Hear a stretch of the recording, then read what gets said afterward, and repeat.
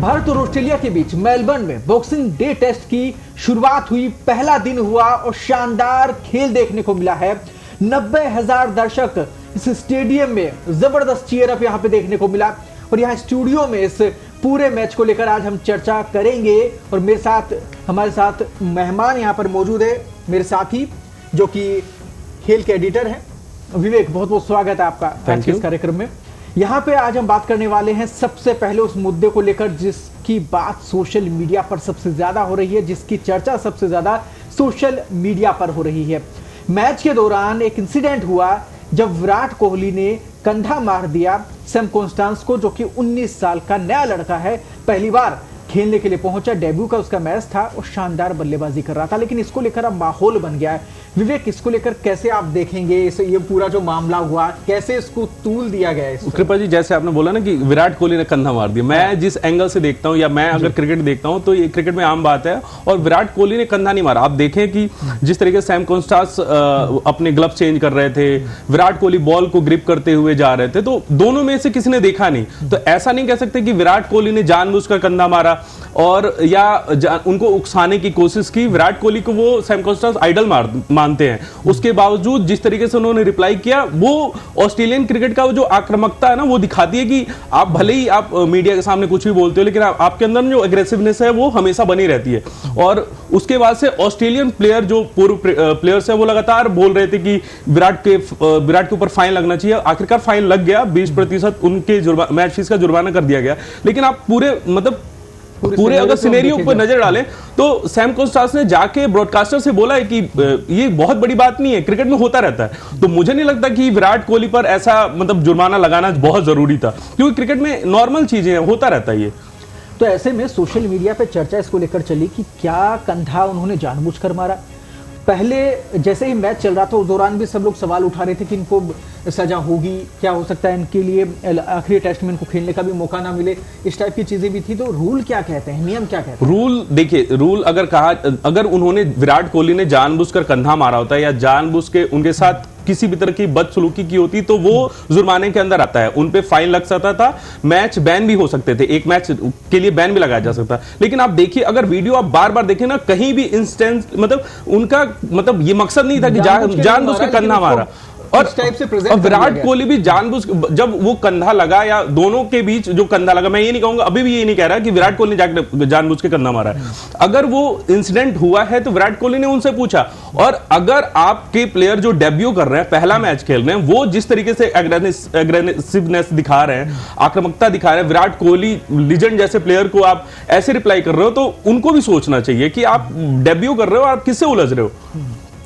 तो ऑस्ट्रेलिया में कहीं ना कहीं आदत भी हो गई है। हमको इससे पहले भी देखने को मिला था कि जब भी अगर बल्लेबाजी ऑस्ट्रेलिया की करें तो वो उनकी तरफ से कुछ ना कुछ कमेंट्स चलते हैं। और अगर वो बॉलिंग करते हैं तो भी सामने वाले टीम को दबाने की कोशिश करते हैं। कहीं ना कहीं ये उनका एक तरीका है और ये बहुत पहले से शुरू हो रहा है, बहुत सालों से देखने को मिल रहा है। हालांकि अब यहाँ बात ये भी आती है कि क्या ऑस्ट्रेलिया की तरफ से भी ऐसे एक्शन लिए जाएंगे जब उनके खिलाड़ी इस टाइप का कुछ करते हैं, अगर ऐसे माना जाता है। हालांकि विराट कोहली ने किया नहीं, जैसे कि आपने कहा, लेकिन अगर उनकी तरफ से ऐसा होता है तो क्या होगा, वो भी बहुत बड़ा विषय। आगे हम 2008 में जब इंडिया टीम ऑस्ट्रेलिया गई थी, तब भी ऐसे बहुत सारे केसेस हुए थे। जब रिकी पॉन्टिंग कैप्टन थे और बॉल नीचे से जाके कैरी करके उनके हाथ में गई थी, उसके बाद भी अपील कर दिया था और आउट लिया था उन्होंने, एम्पायर से बोला था कि मैंने कैच लिया है। तो ऐसी हरकतों का आप नजरअंदाज कर देते हो। वही रिकी पॉन्टिंग कमेंट्री में बैठ के कहते हैं कि नहीं, विराट कोहली ने तो बहुत बड़ी गलती की, उसको सजा मिलनी चाहिए। तो ये दोहरा रवैया तो उनका हमेशा से चलता है।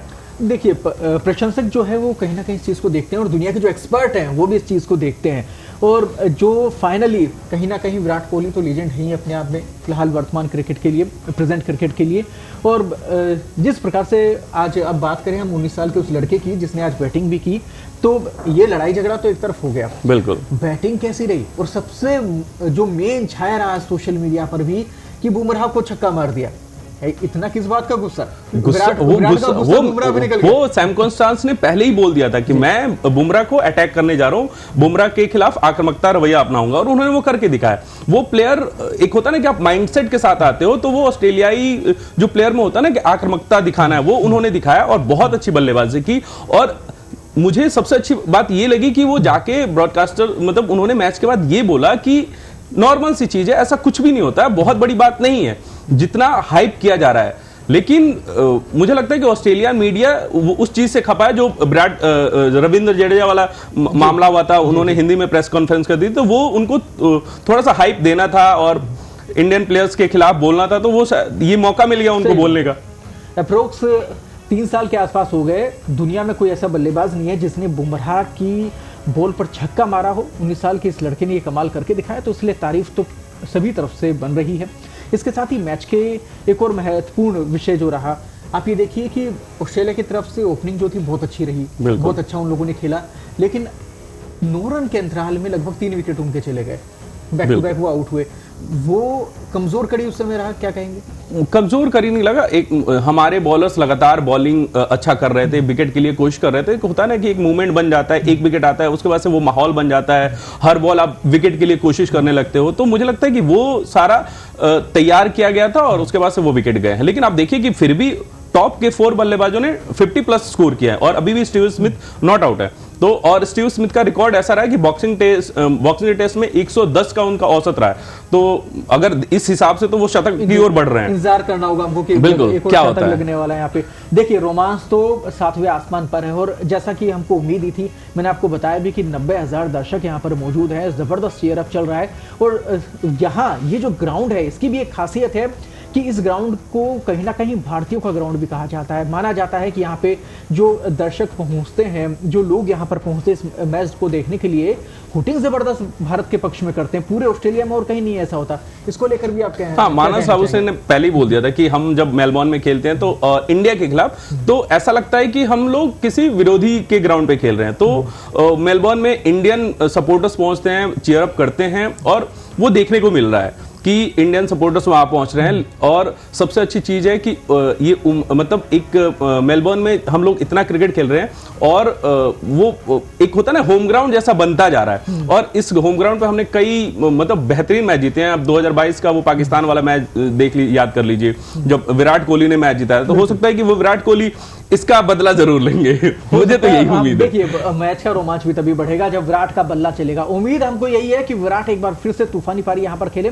और इसके साथ ही बाकी जो बल्लेबाज है, रोहित शर्मा से हमको बहुत सारी उम्मीद है। भारत के कप्तान बहुत लंबे समय से देखिए सोए हुए हैं, हम यही कहेंगे, इस शब्द का मैं जरूर यूज करूंगा, क्योंकि उनको जाना जाता है उस बल्लेबाजी के लिए जिसके लिए पूरी दुनिया में फेमस है, यानी शानदार बल्लेबाजी, यानी एग्रेसिव बल्लेबाजी। वो नहीं मिली अभी तक और बार बार आउट हो रहे हैं। तो हम उम्मीद करते हैं रोहित शर्मा, उम्मीद की जा रही है कि इस बार वो अपना गेम खेलेंगे। मुझे नहीं लगता कि उनको वापस 4 डाउन या 5th डाउन पे जाना चाहिए, वो ओपनिंग करना चाहिए। और ऐसा लग भी रहा है कि वो ओपनिंग ही करेंगे इस मैच में। अगर ओपनिंग करते हैं और अच्छे रन बनाते हैं तो टीम इंडिया के लिए भी अच्छा है। और अच्छा होगा। देखिए रोहित अगर खेलते हैं तो वो बड़ी पारी खेलते हैं, फिर कहीं ना कहीं नतीजा जो है मैच का वो भी निकल पाएगा। और बहुत जरूरी भी है क्योंकि अभी WTC फाइनल है, उसके लिए भारत का जीतना बहुत जरूरी है, दोनों मैच जीतने बहुत जरूरी हैं, तब जाके हम फाइनल में पहुंच पाएंगे। फिलहाल मैं और विवेक आज के लिए आपसे इजाजत मांग रहे हैं। विवेक नमस्कार कह दीजिए हमारे दर्शकों को। नमस्कार। और अगली बार फिर आपसे मुलाकात होगी। देखिए लगातार हम आप तक अपडेट पहुंचाते रहेंगे। मैच से पहले भी हम कोशिश करेंगे आपसे कहीं ना कहीं रूबरू हो सकें और बात कर पाएं कि आज की क्या कुछ खास पॉइंट हो सकते हैं। और साथ में मैच खत्म होने के बाद तो आपसे मुलाकात होगी ही मैच हाइलाइट्स के लिए। फिलहाल नमस्कार।